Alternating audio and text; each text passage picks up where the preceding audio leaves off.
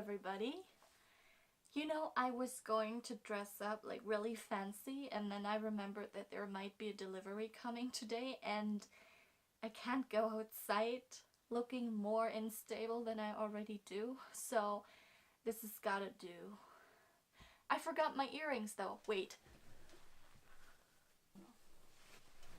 So I lost one, but I hope you appreciate the idea. Okay, so I very recently saw the movie Isn't It Romantic starring Rebel Wilson. The movie got a release in America, I think, but the rest of the world got to see it on Netflix since last Thursday, I think, and I watched it on Friday, and I actually really enjoyed the movie. However, the more time I took to think about it, I did find a very specific thing that bothered me about it, and I kept thinking about it. And I think I came up with something that bothers me about a lot of movies like this, and that is the approach to plus-size representation. Okay, now, Isn't It Romantic is not the first movie ever to star a plus-size lead, but it certainly is the first movie that stars such a visibly plus-size lead, at least in my opinion. Okay, you can totally approach this differently, and I do know that there's been this whole debate on social media because Rebel Wilson just totally ignored the fact that Queen Latifah was the first plus-size woman to be like in mainstream romantic comedies, and I totally acknowledge this, but I will say this: Rebel Wilson is bigger and therefore represents a broader spectrum of plus-size ladies. But that's just my opinion, and I know that this is like a very debatable topic. So I was looking forward to this movie a lot because it looked like a lot of fun, and I really do like Rebel Wilson. And it didn't disappoint.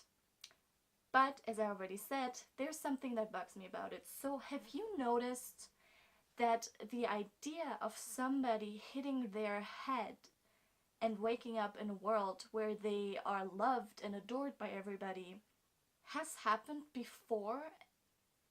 More specifically, there's a movie called I Feel Pretty starring Amy Schumer from I think a year ago now that has probably the exact same premise and that failed miserably at delivering something of substance.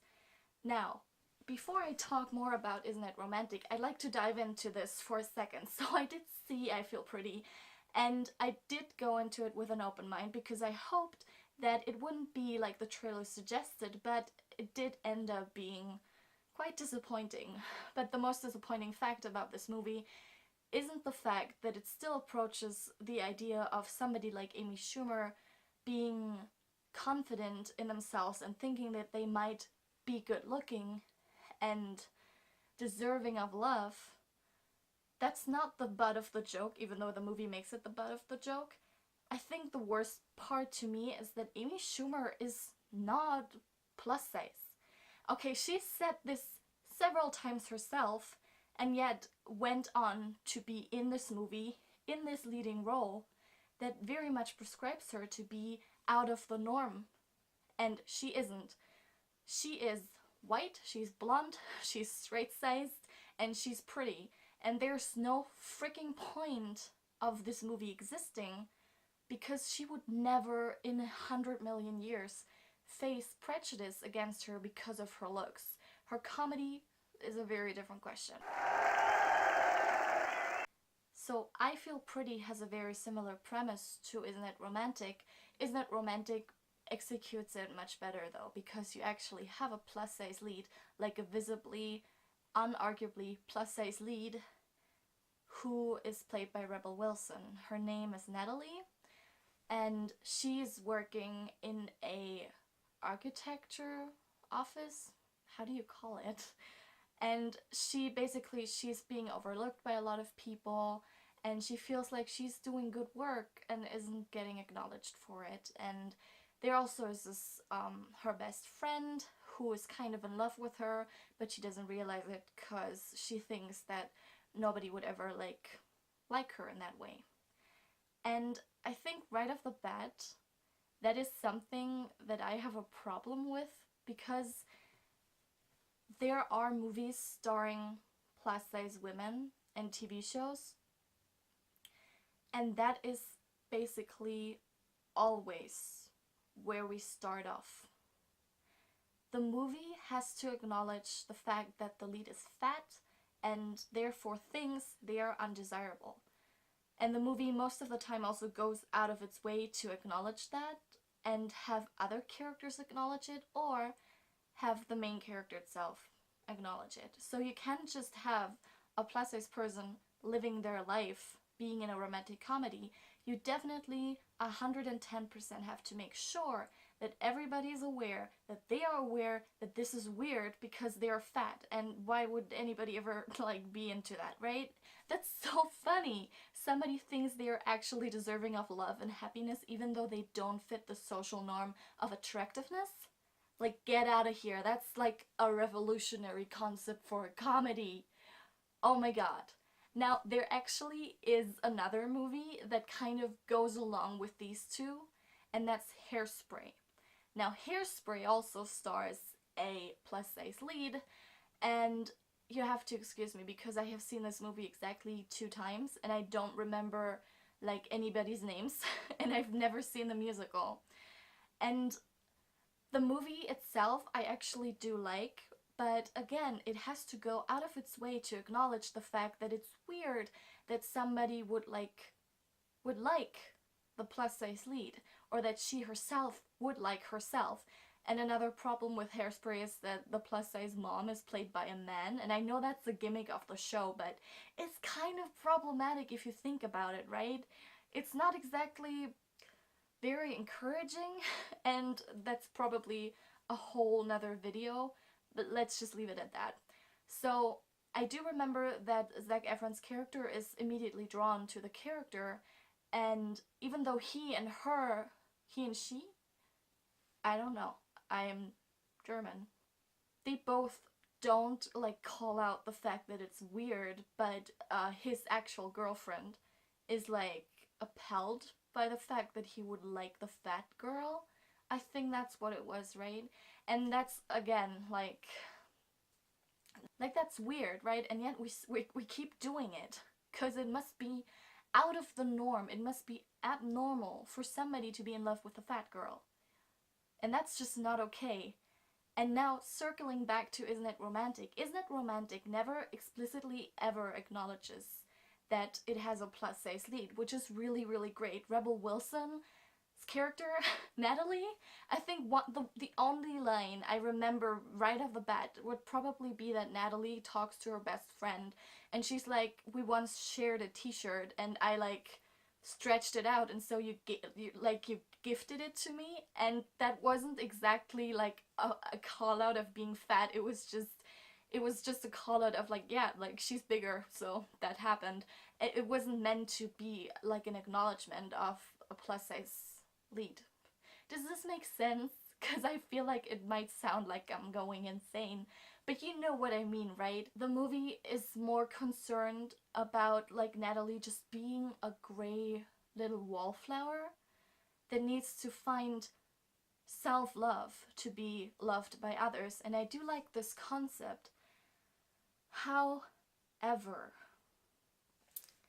this movie operates on the dream formula, which is the character hits her head and wakes up in a dream world, and suddenly everybody likes her. And while that on paper, or at first, does not seem like a big deal, it's just a setup for the movie to make fun of romantic comedy tropes, which I love, by the way. It does a great job of this. I'm not talking about the quality of the movie. I'm talking about the fact that why is this necessary? Why in all of the possibilities you have, why did the fat girl have to hit her head to wake up in a parallel universe where somebody would consider her attractive? I think it's kind of, that's what I said about I Feel Pretty. It's like just assuming that I Feel Pretty actually had a plus size lead or a non-conventionally attractive lead. That's the same thing. Like, why Why is this the movie trope for people outside of the attractive norm? Is that's not a word. Why is this a thing for people who are not conventionally attractive? Why do they have to operate in a dream world just to be recognized as humans who deserve love because they're, I don't know, beautiful, attractive? It's kind of a problem because I would love to see more plus size leads, but I am afraid that this is just what it's going to be like. And going from there, the other thing that I already talked about is that if you have a plus size lead, they must acknowledge they're fat. At the same time, they also always start at a super low point. I know that there's a new show coming up on Hulu. It's called Shrill, that is actually based on a book, and it also starts with a plus size character played by Adie Bryan, who's like wonderful. She also plays a woman who's like not confident, who doesn't love herself, and is like going through accepting herself and her body. And this is always the same thing. I can pull out any fat character in recent years who is the lead of their own story, and it will be like this. It will be them being at their lowest point in the beginning of the movie or TV show or whatever, and then they will learn to accept themselves. Of course, on the way, we must acknowledge the fact that they could never be desired by everybody because they're just special and outside of the norm, and find this just one wonderful person who will love them even though they are not a supermodel. And then that's the end of the story. And I fucking hate it. I'm sorry. This is turning into a whole other video. I know this, but let's just sit back for a second and acknowledge how harmful this can be. By the way, I'm not saying that this kind of self-acceptance journey, or even the dream formula that I talked about, I'm not even saying that those things don't happen to characters that are conventionally attractive in movies, because they do, like this 30 Overnight movie or whatever it's called, and like a lot of movies operate on that basis. But what I'm saying is that it is exclusively the only basis that movies operate on that have plus size leads, plus size female leads, I should add, probably, because that's what I'm talking about.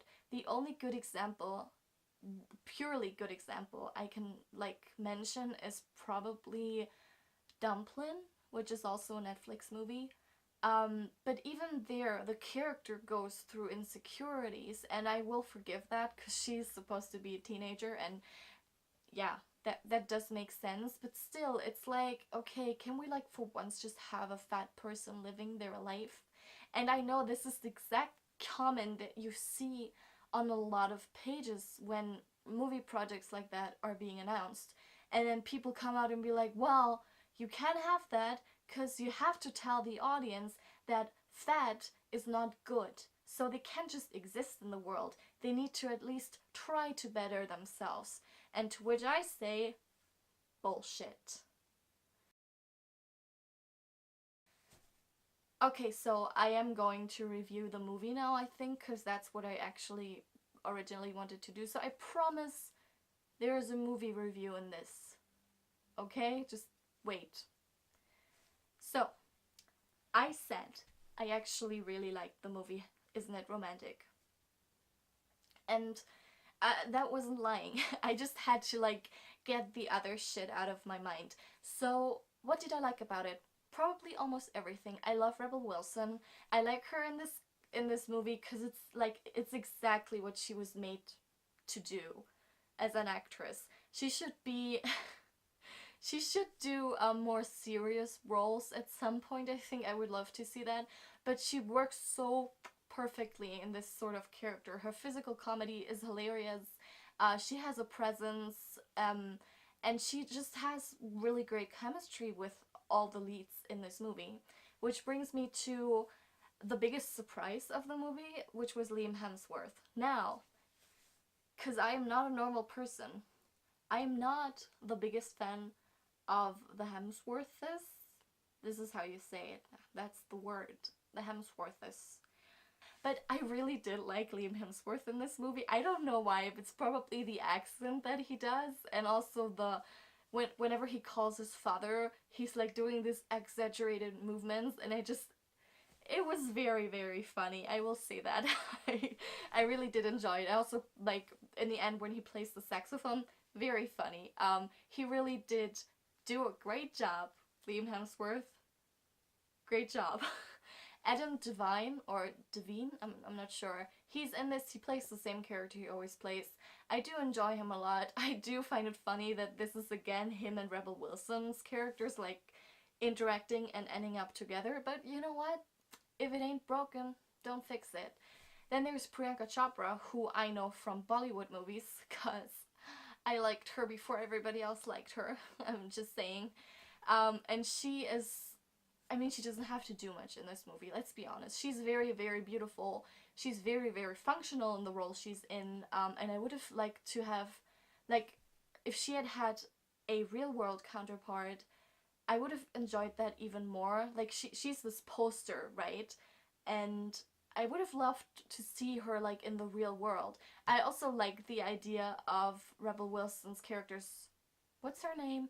Natalie. I also like the idea of Natalie's best friend at work being this total bitch in the dream world, like she said about the romantic comedy tropes of all women having to be competitive. I quite enjoyed Betty. Now, I don't know how to pronounce her last name. Gilpin or Gilpin?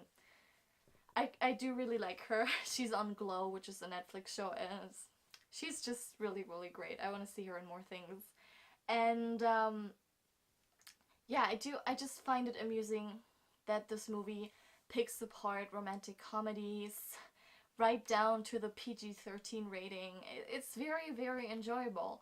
And also something that probably all of us have thought about at some point, at least those of us who have seen enough romantic comedies to make connections. And if you really like this movie, then I just recommend you watch Crazy Ex-Girlfriend, which is also on Netflix.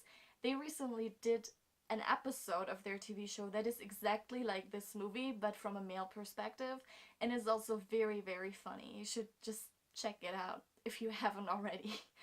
So, I feel better, I think.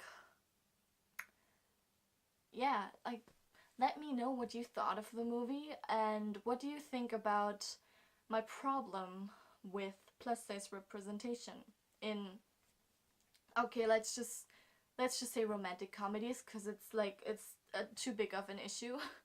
Just let me know. I would love to see your comments. I would love to interact with you about this, because I do think it's an interesting problem, and I do think that there's probably other perspectives other than mine, because I do know that I am not ever 100% right about things. So, if you enjoyed this video, give it a thumbs up, or if you didn't, then give it a thumbs down. Is this a revolutionary concept, encouraging people to dislike you? I am quite bold, may I say that. I think that's it. Now, I see you next time, and until then, have a great day, and wish me luck that my delivery arrives anytime soon. Bye! Also, Tom Ellis is in this movie for like 2 minutes, and I just freaking love him. But I also love the fact that they pick up this joke at the end of the movie again, when this other really good looking guy walks into the room, and they're like, oh, they're shooting Law and Order in the next room. That was the best joke of the movie, hands down.